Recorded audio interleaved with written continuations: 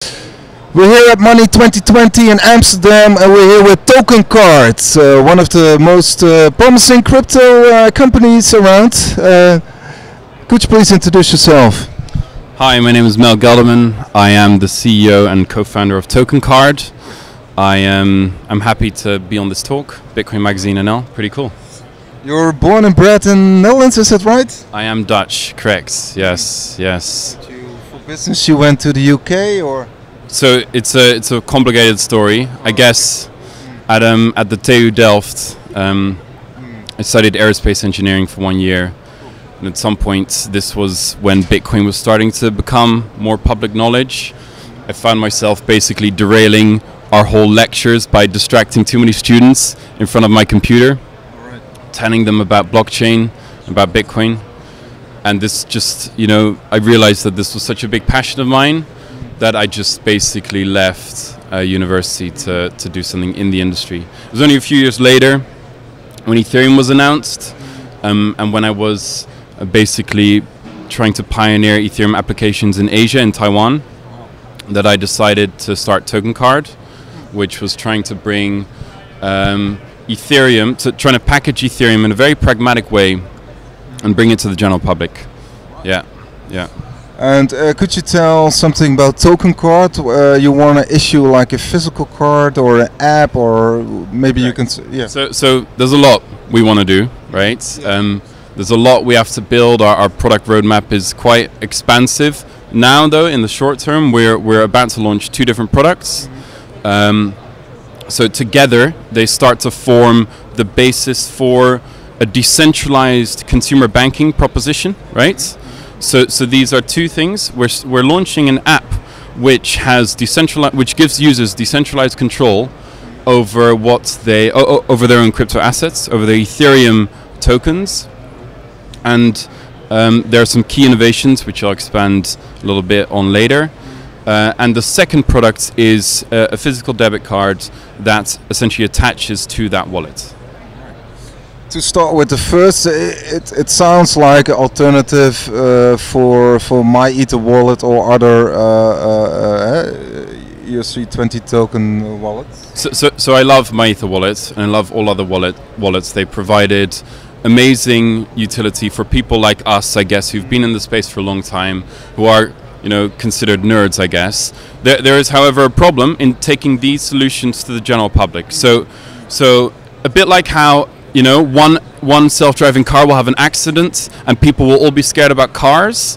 In the same way, our industry has that same problem where a guy will lose $1 million, right? And everyone is scared of this. The general public is scared of this, right? These problems all basically revolve around how we're storing funds, right? And so as it stands, most apps, all of them actually, have users store all their funds on a single key, right? And there are some problems with this. The moment your key is compromised for whatever reason, even if you're the biggest nerd and you do everything perfectly, you will lose all your funds effectively, right? Either you forgot your key and there's nothing you can do, or an attacker gain access to your seed and it's all gone, right? You get hacked, like Ian Bellina said. Yes, yeah. I mean, a lot of people still get hacked to this very day, and for as long as that's a thing that's possible, I don't believe cryptocurrency can actually enter the mainstream, right? That needs to be solved, and so this is what our token wallet does, where this is groundbreaking. This is literally the state of the art, right? Where upon downloading the wallet for the first time, a user will themselves they'll generate a key first, like any other app. But then what they do is they deploy to the Ethereum network their own smart contract wallet, right? So we think the future is that essentially a user has a tiny bit of real estate on the Ethereum blockchain into which, their own smart contract, right? Into which they can put their own security rules, right? To govern the security of their assets, right? And so actually, to make it very simple, does it replace the key, the smart contract, or is it too simple? It means that even if you lose the key, or an attacker gains access to your key, not all hope is lost. Because so I'll go over what the smart contract very specifically does. This is version 0.1. There's a lot more that'll be built into it later. But what we're about to launch right now will do 2 things. it will allow a user to program into their own smart contract up to 5 addresses that they deem safe and whitelisted. So these are whitelisted addresses. That means that, for example, they could put in an address which is their deposit address for Coinbase, some backup they have with their mum, some other one they have in a safety deposit box, maybe their Kraken deposit address. And that means these addresses are programmed right into the contract wallet, into the smart contract on the Ethereum network. And this means that the wallets will only release funds to those addresses. So if an attacker gains access, he cannot withdraw to his own completely different address, and so your money is protected. Now that's the first rule. There's a second rule, which is important because otherwise usability goes down. If you're trying to withdraw to a different address entirely, so not one of the 5 whitelisted addresses, you can still do that, but the user can set a limit in the smart contract how much it will allow to be released. So let's say you can set a limit of $1,000 a day to any other address, right? And so imagine the scenario where you have $1 million worth of crypto assets all stored in your contract wallets, and you know, in a year ago, before we had this innovation, if an attacker gained access to your wallets, all your money would be gone. Irreversibly, you're gone, right? And so Immutable. Yeah. I mean, and so, but with our smart contract wallets, effectively, the attacker wouldn't want to withdraw to your whitelisted addresses because those are addresses that you like, right? That you trust. And so he'd only be limited to the $1,000 a day third-party withdrawal. And the moment you find out, your app obviously will immediately show, right, that a withdrawal has been initiated. You get an alert. Yeah, I mean, it just is a notification, right? The moment that happens, you will immediately withdraw all the other 999,000 to one of your whitelisted addresses. And so you've literally prevented catastrophic loss by using a smart contract to better regulate how your funds are controlled, right? Better regulate, but is it also safer? Well, that's the idea, that it is safer, right? Assuming the integrity of our code is good, right? And we think we can do that. This is unquestionably a safer solution. It means that you no longer have that worry that you have today, that one day you'll log into MyEther wallet and it's all gone. Because you literally know that your smart contract is enforcing certain rules that you yourself as the user set. Actually, a couple of months ago, they had an attack on the MyEther wallet. And this is perfect.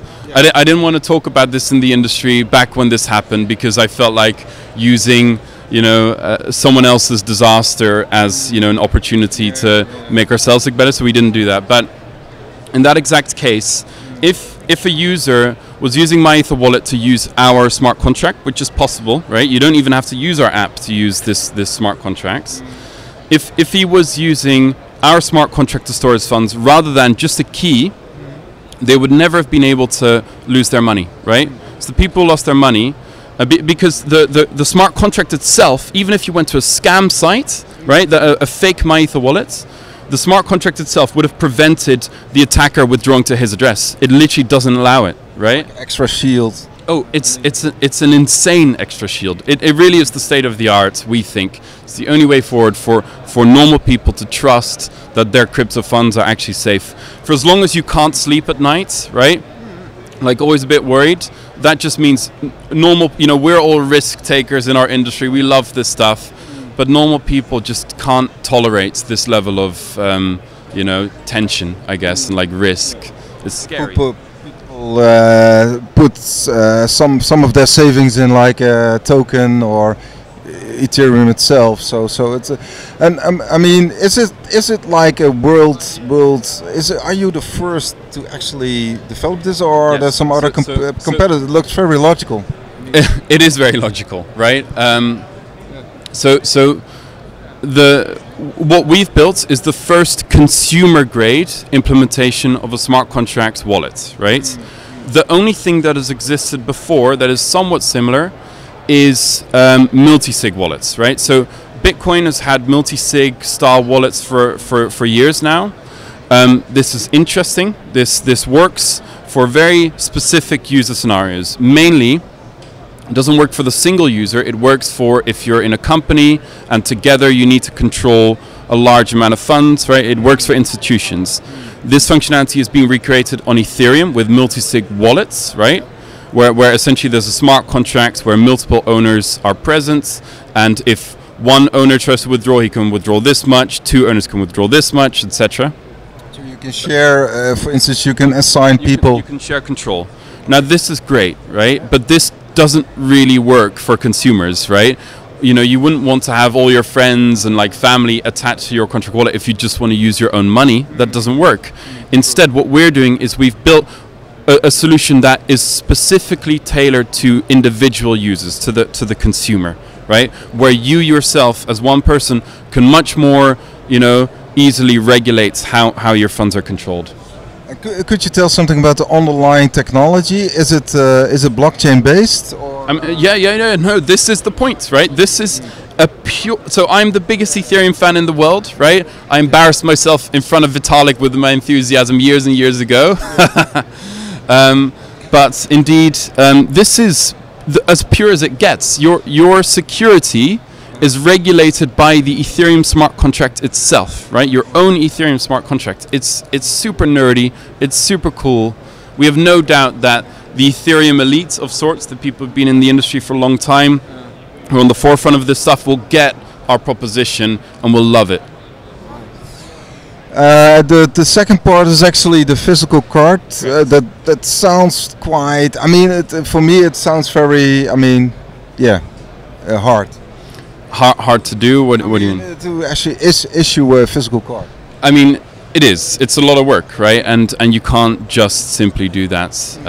We've been laying the foundation to be able to launch this for the last year now, and we're imminently close. So the way our logic is right, that we want to first solve how users secure and control their funds. That's what the token wallet does, and then the second biggest problem that we see is that it's still difficult for users to actually be able to spend their funds, right?